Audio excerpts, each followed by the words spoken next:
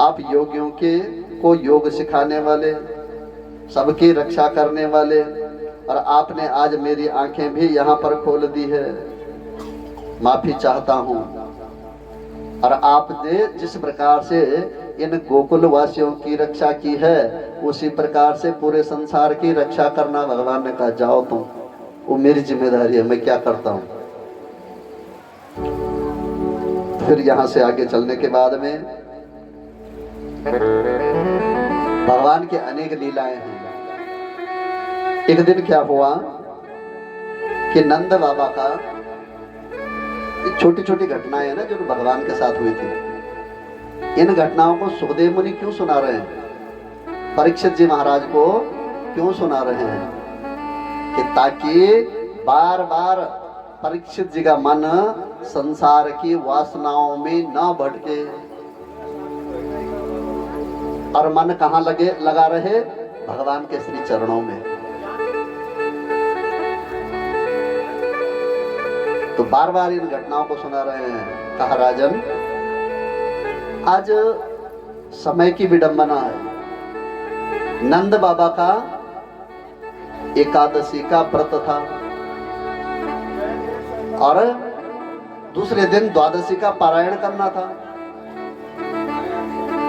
और नंद बाबा प्रातः काल उठ करके, देखिए समय के हिसाब से जिस समय हमें जो काम करना है, समय की महत्ता को समझा रहे हैं भगवान। समय पर खाना, समय पर सोना। आजकल तो लोग पता क्या हो गया है, जब से ये फोन चले ना, इनसे रजनीचर हो गए हैं। रजनीचर का मतलब रात को चलने वाले, 12-12, 1-1, 2-2 बजे तक नींद नहीं आती है, फोन पर लगे हुए हैं। रात को नेट बढ़िया चलता है ना।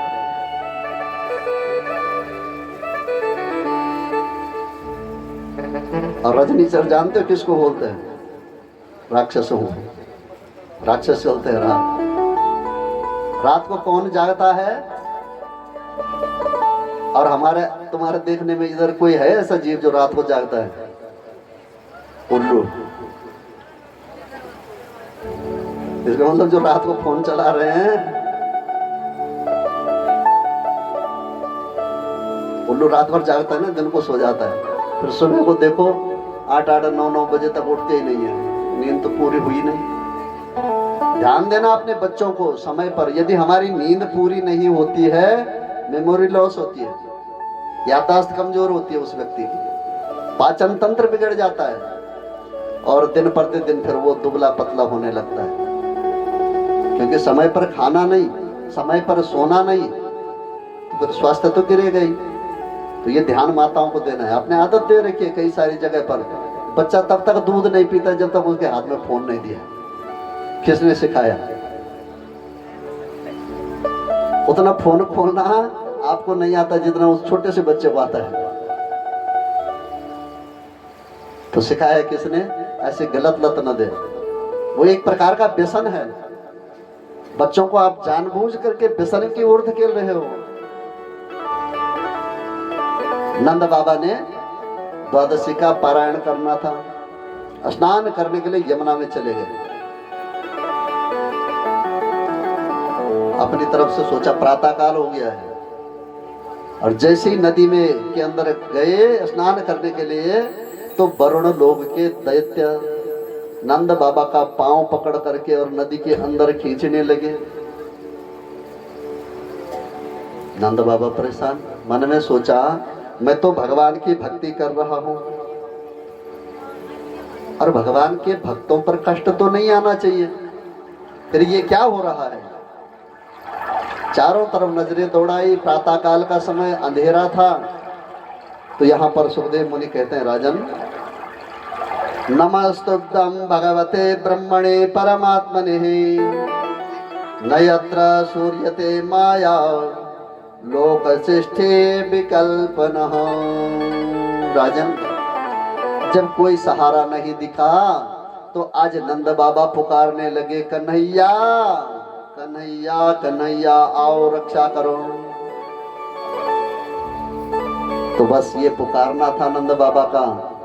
भगवान आए और नंद बाबा को वरुण लोक के दैत्यों से छुटकारा दिला करके और ऊपर खींच लाए, बचा लिया। कन्हैया शुक्र है कि बेटा तू आ गया, तूने बचा लिया। फिर वहीं पर बैठ करके नंद बाबा ने प्रश्न किया, कन्हैया ये बात समझ में नहीं आई। बोला क्या? कि मैं कोई गलत काम कर रहा था, कि मैंने कल एकादशी का व्रत किया और द्वादशी का पारायण करने के लिए स्नान करने के बाद में मैं पारायण करता। बोला क्या ये गलत था? मुझे नहीं पता, ये गलत होता तो मैं कभी ना आता।